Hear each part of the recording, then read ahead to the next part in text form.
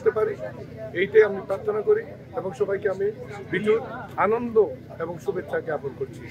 ধন্যবাদ। পাহাড়ের ক্ষুদ্র জাতিসত্তাদের বেশিরভাগ বৌদ্ধ ধর্মাবলম্বী হলেও এই দিন তারা সনাতন ধর্মাবলম্বীদের দেবী গঙ্গার আরাধনা করে থাকে।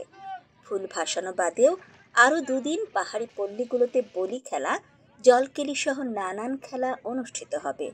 উৎসবে ঐতিহ্যবাহী পাজন রান্না, নানান রকম পাহাড়ি চালের বাহারি পিঠাপুলি সহ রসনা ভোজনের আয়োজন করা হবে।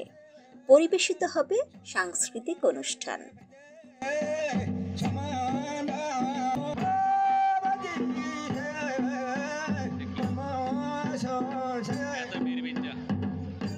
বৈশাখী একসময় পাহাড়ি জনগোষ্ঠীর জন্য হলেও এখন সার্বজনীন ও জাতীয় উৎসবে পরিণত হয়েছে। এই উৎসবের মধ্য দিয়ে পাহাড়ের সাম্প্রদায়িক সম্প্রীতি আরও সুদৃঢ় হোক, এ প্রত্যাশা সকলের।